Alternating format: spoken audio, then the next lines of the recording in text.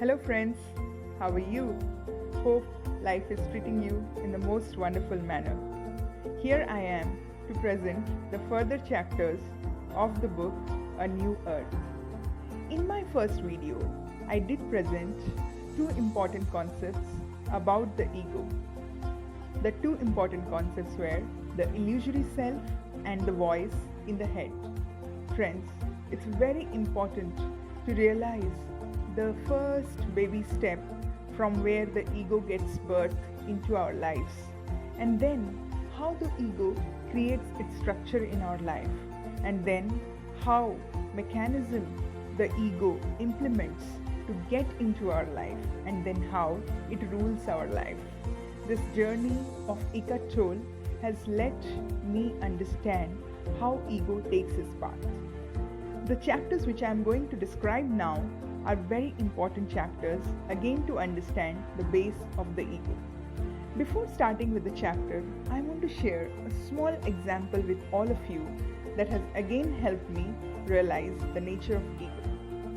I did created my first video on a new earth, and I presented my first video to my friends that I have created this video. If you have some time, please have a look. And I did got a good number of appreciations. I did got some comments which are really good. I'm really thankful to people who have commented on my video. And then what I observed is, the moment I have posted my video, there is something in me that is asking me to check the number of views my video is getting.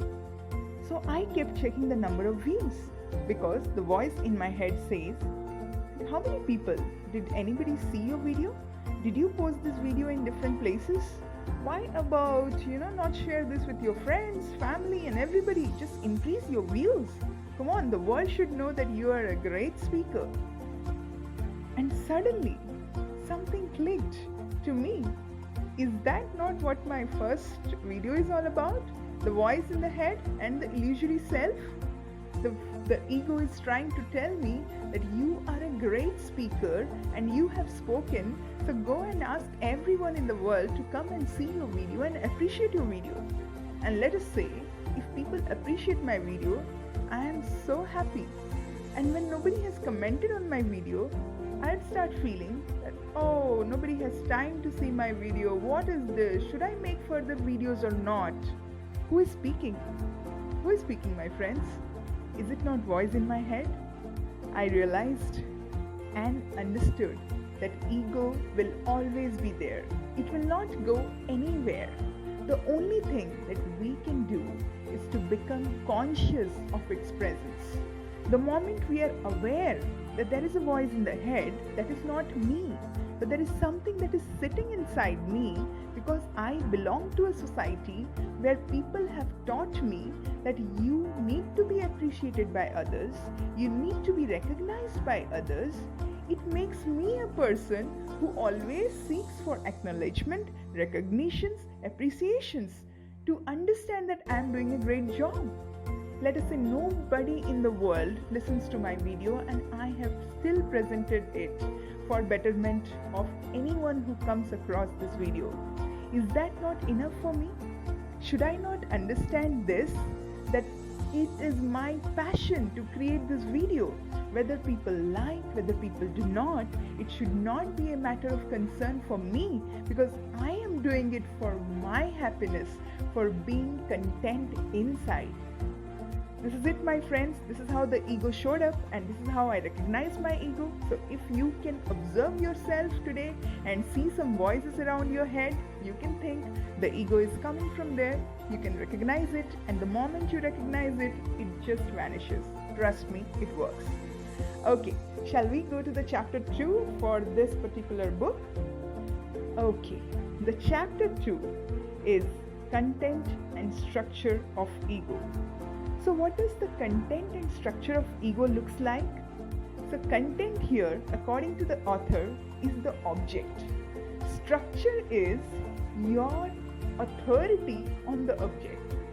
So example the author has given here is a toy. The toy is the content and the structure is my toy. It belongs to me. and you can replace the toy with anything you want. It can be a person, it can be your job, it can be your car, it can be anything. We associate ourselves with this content, and through this content, the ego starts coming into our life. Just look around, and you will see all the contents of the ego. I'll tell you the contents, okay? One is, if you have a great car, it's the car. If you have a great house, it's the house. If you have a beautiful wife or a handsome husband, it is them. If you have wonderful children, then they are also the contents of your ego. Because somewhere you feel that they are yours. This house is yours, your wife is yours, your husband is yours, your car is yours. And if anyone comes and likes to see you, you will present entire bucket of things, what you have, to the world, showing that I have a wife, I have a husband, I have a car, I have wonderful children, and then further you will show that my children are doing great in the school, they are great in karate classes or something, they are great. So what is it?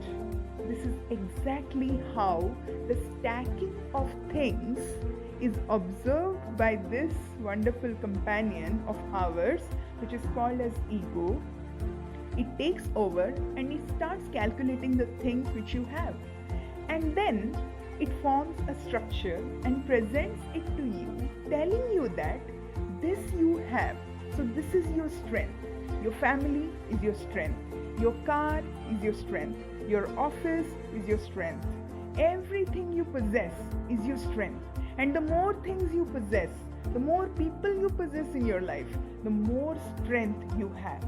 And this is the false nature of ego, which it tries to present to you so that you get associated with these things more than anything else. And this is how the ego is formed. Coming to the next one, identification with ego. In this page, the author explains that what are the things we identify with. For example, I like a friend very much, okay? I always want to be with her, always, okay? Because of good habits, because of what come may, I would just think that I want to spend all my time with her. So who is the one who is identifying with this person? It is my inner self who wants to identify with someone's inner self.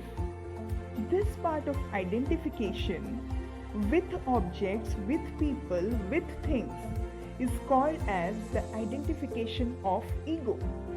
When we identify with things, what is the meaning of it, When I identify with something, I want it to become like me because I hold a sense of myself within that person. When I like somebody, I like that person because I can see a part of me in that person. I can see much of similarity between that person and me. So I identify with this person. A small girl goes to a shop for buying a doll. She sees so many Barbie dolls and she picks up one doll. You know which doll she picks up? She picks up the doll which she feels almost looks like her. So she takes that doll and comes home. This is identification, my friends. The most wonderful fact about identification is this: with whomever we identify, we want them to be like us. Because why? Why do we want them to be like us? Because the component of ego is me, mine, mine. Okay? So me, right? If I like you, you have to be like me. Let's say I love going to movies. You should also come with me to movies. That's how you will create your identity with me. And let us say I like to go for trips all over the world. You should also be ready to join along with me for any trip I take. Then I identify with you. And let us say you deny. You deny to come with me for trips or movies, and you do not do anything that I like to identify with. I will no longer be friends for you, because you are not able to come to the construct which I have created in my mind with my identification. Isn't this a concept which is so true? I mean, we only associate with people who like to do what we do, right?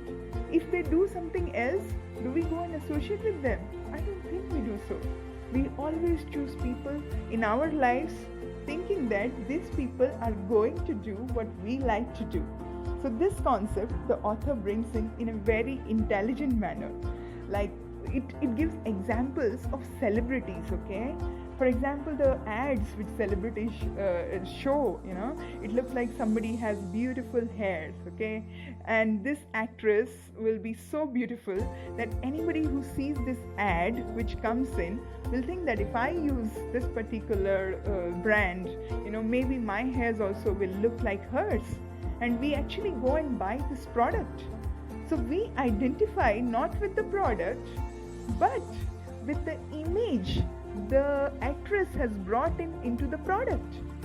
Similarly with people, we never ever identify with the uniqueness of people. We identify with that part of people which is similar to us. One side of it is it's a happy thing because you are not completely, identifying with somebody altogether. But another part is very sad, very sad because you always search in others what you want to search, but you never want to find out what unique they have. Let's say we have children, we would always tell our children to become what we want them to become.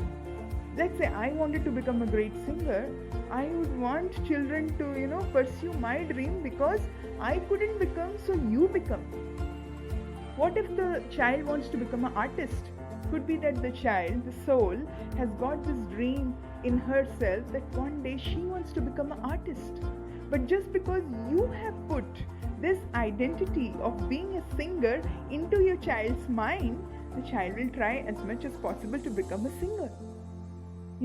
This thing we keep doing day in and day out. And this is exactly how ego plays its role.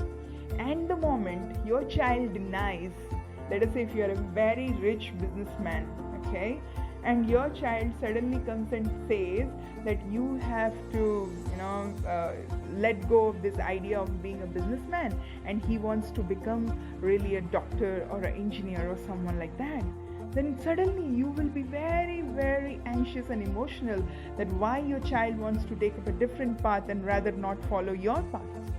This is the exact meaning where the author says identification with all things. So we find our sense of worth through others, like the friends we have, the family we have, the books we read, the car we own. All these are examples of identification. Next, the author explains further concept, a beautiful one, which I want you to understand, that superiority and inferiority. When we identify with things, when we hold on to things, right? What do we do with this holding on to things? Let us say I have a Mercedes Benz. What do I do, When people are talking about cars, I roughly mention I have a Benz. I roughly mention, okay, in a very, very overview manner, like I just want to mention that I have a Benz car. Was there any need for me to mention that I have a Benz car? I having a Benz car should be enough. But why do I have to mention it exactly a place where others are discussing about the cars? See what is happening here? Who is playing the role? Ego is playing the role here, guys. Let's say all the four people who are, talking about a car, they are discussing about, maybe a Maruti car or a Baleno car or Hyundai Santro or things like that. And suddenly you bring up this thought that you have a Mercedes Benz. Look into the eyes of your friends who are sitting around you and discussing about a low budget car, and you suddenly threw this idea that you have a Benz car because your ego inside kept triggering you. Tell them that you have a Mercedes Benz. Look, they're discussing about small cars. You have a bigger one than them. What did you do right now? You diminished the sense of self in your friends who were sitting around you. And then you increased your sense of self by telling what you own. And this is the exact path the ego keeps playing in the lives of people.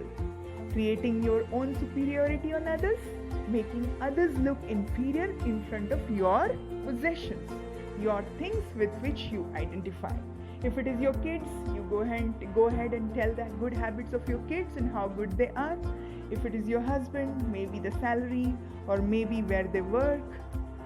At any cost, the ego's only job is to keep on highlighting your positions, your identification with things. And the ego never allows you to keep quiet and be a silent observer. You know what happens when you become a silent observer? You actually are content inside yourself. And ego never allows that to happen. Because when that happens, it will be the death of ego. There will be no ego present. It will be killed over there. If among 4 people you are not telling that I am so rich, I have this and that, then where does the ego survive? It will not get its food and it will die off. And the moment it dies off, it will be the end of ego's life. And survival being the need of the ego plays all these games to make humanity understand that one person has to be superior and one person has to be inferior, because ego doesn't want you to realize that there is one common thing between you and between me, which is not having any kind of comparison, because it is the same self that exists inside you and exists inside me. It is the same source, it is the same creator that exists inside you and exists inside me. Religions have come, people have come, sects have been formed. Everybody holds on to one thing of identification and creates it as a mark of inferiority or superiority to the others. Some in case of religion, some in case of sects, and some in case of rich and poor, and so on. The journey continues. History till date, if you take, you will see how history is filled up with examples of ego, its identification, and its declaration to the world that ego will be succeeding at any cost. Examples: Hitler. Example: Stalin. See the history, what they have created out of their ego. They have taken their ego and played throughout the world to create massacres, killing millions and millions and millions of people. Should we not really understand this particular concept of ego and try to create a better world for ourselves? Better said than done. It is so easy for me to explain this concept to you all about ego because I have learned the book, I have learned the theory, I have understood the book, okay? And I really feel that it is so true what Eckhart Tolle, the author, is trying to help us to always understand and be aware of ego. But the most difficult part is the execution. As I said, ego will always be there. There cannot be a possibility that ego will not be there or it will vanish off. But the only thing what we can do is to be aware of ego, aware that it is present, aware that it is playing a role. When somebody speaks to you very harshly, don't think that it is they who are speaking. Try to differentiate between the self of that person, which is as equal as yourself, that pure soul that exists in that person, vis-a-vis the ego that exists in that person.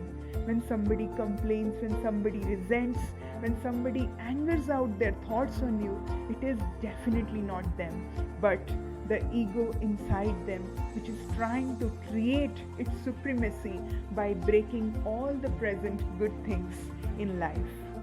We will go further with further chapters, but thank you for listening to me. Have a great life, have a great day, and I recommend all of you to read this book. Thank you. Take care. Bye bye.